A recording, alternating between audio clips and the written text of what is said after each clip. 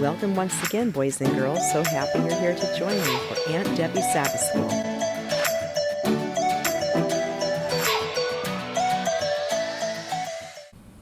Good morning, boys and girls. Welcome back again to Aunt Debbie's Sabbath School. And I'm glad you're here with us again to celebrate the wonderful Sabbath. And Gomer, this time I'm going to have to let you sit on the floor because the song we're going to sing has hand motions. I want to make sure you get to learn those if you don't know them yet, and so you can have fun with this song. All right, Gomer? You know, he seems to know when it's time for Sabbath school, when things are getting all set up. He comes over here and it's like, okay, I'm ready. It's really funny how animals catch on, to scheduling. All right, and this song is really fun. It's about the 5 loaves and 2 fish. All right, goes with our lesson. With 5 loaves and 2 fish in the hands of the Lord makes a big, big dish. One little boy gave up his lunch, and Jesus let 5,000 munch. Okay, let's sing that again together. With 5 loaves and 2 fish in the hands of the Lord makes a big, big dish. One little boy gave up his lunch, and Jesus let 5,000 munch. Yeah, I love that song, and I hope you enjoy it too, okay? All right. Our craft today really is more of an activity, and it goes again with our lesson. And it is something that is edible and that you can enjoy eating. And what you can do is, if you happen to have like a little basket at home, maybe you could put a little napkin or tissue in that and put your crackers in it. Or another thing you can do is to use like a paper bag and use that like a basket.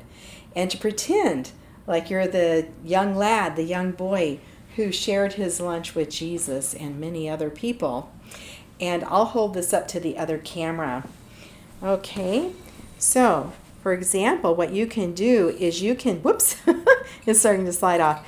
You can take 5 of your favorite crackers. I happen to use like the wheat thin type of crackers, and put 5 of those in a little basket. And then for the fish, I chose to use the little fishy crackers. These are really popular. I know a lot of kids love to eat those, the fish crackers. And put a couple of those in the basket, and you can pretend that you are eating with a lot of other people, like the young man did who shared his lunch, the young boy who shared his lunch actually with Jesus so many years ago. Okay, so that is your activity for this Sabbath. The animal that I'm going to be sharing with you today for our nature nugget is one of my favorite animals to look at. In fact, one of the times that I have a really neat memory of seeing one was when I was going through a wild animal safari. And what was really interesting is that this animal has a very long tongue, about 21 inches. And I remember this animal wrapping its 21-inch tongue. That's about what they can be, about 21 inches in length. Wrapping the tongue around a vehicle's antenna on the car. And I was just mesmerized. I was amazed at that. Now, these animals have beautiful patches and spots on them, but that pattern that it has is very unique to that animal. Did you know? Just like your thumbprint, your fingerprints, nobody else has a fingerprint or thumbprint exactly like you, right? God made you special. Well, with this animal, its pattern, the way the spots are on its body, is specifically special for that animal. No one else, not one other animal, even in its own family, has that pattern that it has. Now, another thing that's really interesting is that it is vegetarian. Okay, so it only eats plants and leaves, but just like a cow, it will, what we say, regurgitate its food. So it will bring back up the food it has eaten and then start chewing on it again. And it will chew on that piece of food that is now called a cud. So I'm glad I don't have to do that, but it's something that's very specific to this animal as well, just like a cow and the other cud chewing animals. Now, another thing, when it eats food, it's going to be several hundred pounds every week that it has to have. And it depends on the moisture that it can get out of the plants to give it enough water to live, because it's only going to drink water once every few days or so. It doesn't drink very often. And it has to be very careful when it goes to, like, say, a pond or a lake, because it has to spread its legs very far. That gives you a huge hint. So it can bend its neck down to drink water. But when it's drinking water, that's when it's really vulnerable.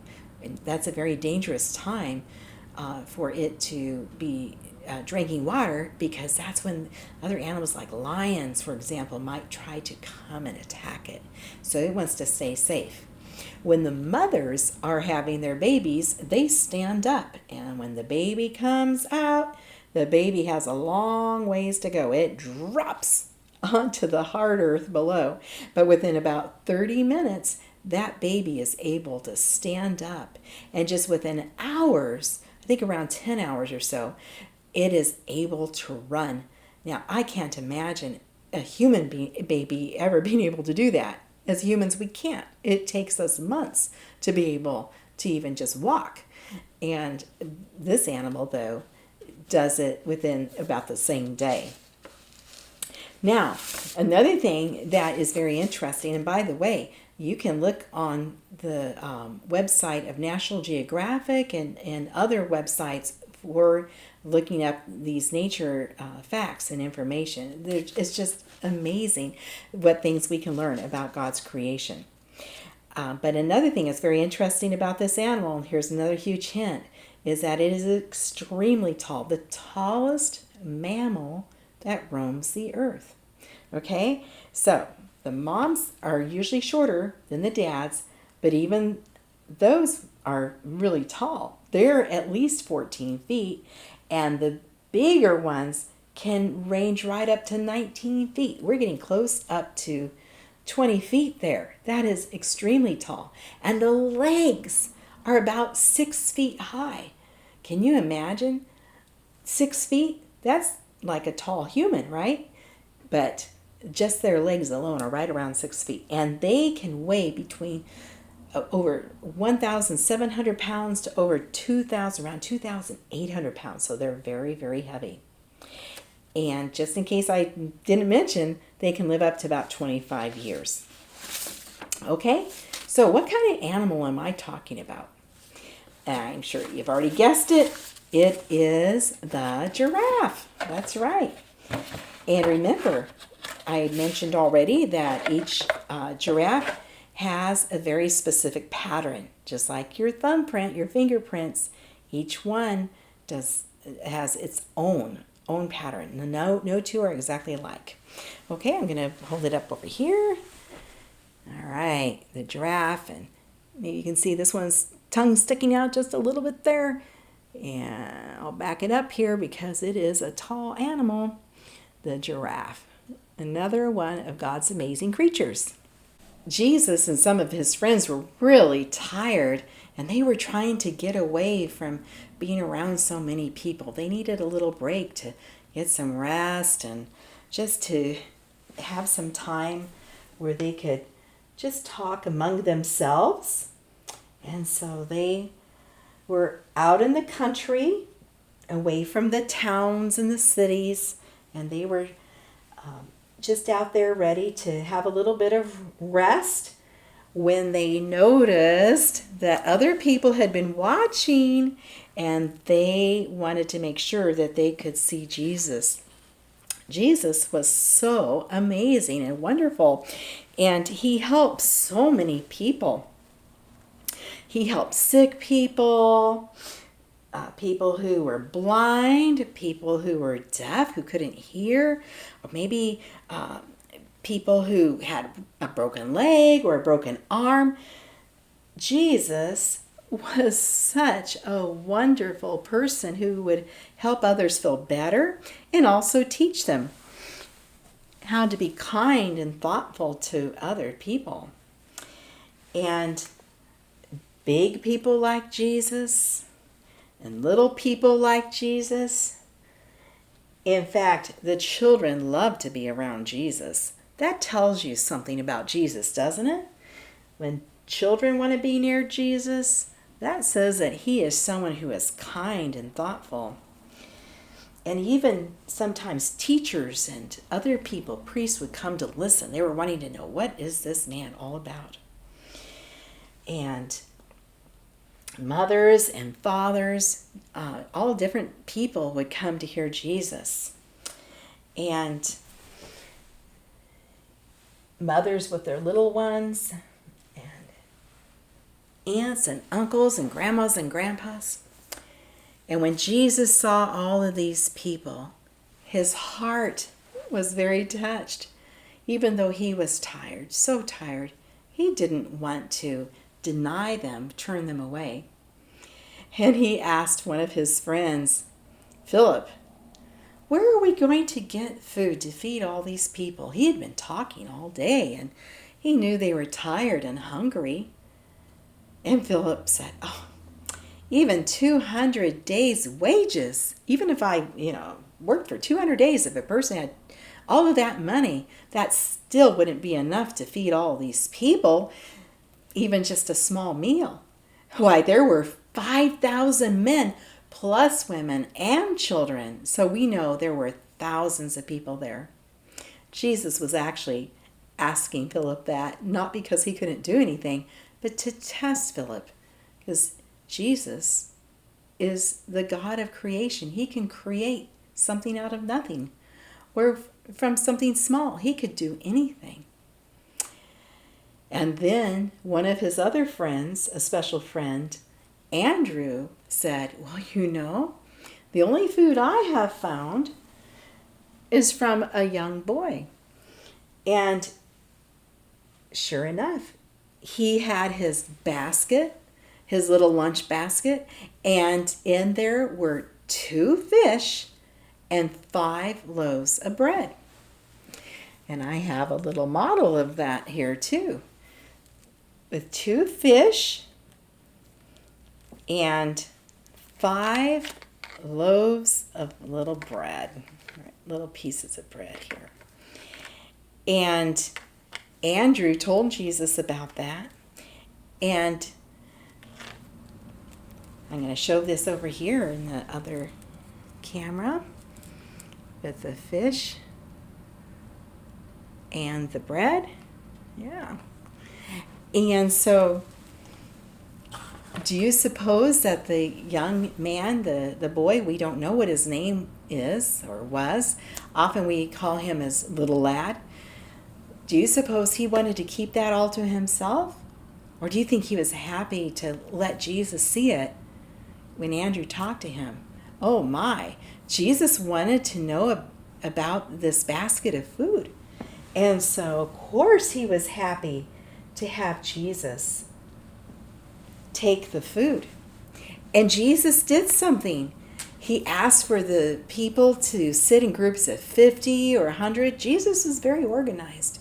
He is a God of order. And he took the food from the basket and he lifted his hands up and looked up into heaven and asked God to bless this food. And then he started passing to the disciples, and they would share with these people in the groups of 50 and 100 of men and women and children the fish and the bread. Now wait a minute. There had only been 2 fish and 5 loaves of bread for one little boy's lunch. But he kept passing the food and passing the food. We're talking about over 5,000 people had fish and bread. In fact, they had enough, it says in the Bible, enough for them to each have enough to be filled. It was a miracle. And when they had eaten their fill, it says here in John chapter 6, Jesus told his disciples Gather up the leftover fragments that nothing may be lost. Jesus didn't want food to be wasted. And do you know how much food was left over? Like the number of disciples that he had there at the in his ministry. There were several here. We're going to count them. But everyone had all they needed to eat. They gathered it up so it wouldn't be wasted. And let's count. All right. So 1, 2, 3, 4, 5, 6, 7, 8, 9, 10, 11, 12 baskets left over. Can you imagine if you had been there sitting on the grass and watching this little basket turn into a huge amount of food? Can you imagine how exciting that would be? Well, let me tell you something. It's going to even be more exciting to eat with Jesus up in heaven at the huge feast that he would like to have us join him with. Wouldn't you like to be there? I don't want to miss out on that big special meal. So I hope you plan to be there, and I know Jesus will be delighted to have all of us there together. All right, let's go ahead and close with our prayer. Dear Jesus, thank you so much that you had a small lunch from a young boy that you used to perform a miracle, that you gave all of these people, over 5,000, many people, enough food to eat, that you cared about their needs. And Jesus, may we be with you soon, someday, at the big feast that you want us to have with you up in heaven. Thank you, Jesus. We love you. Amen. Thank you. Goodbye.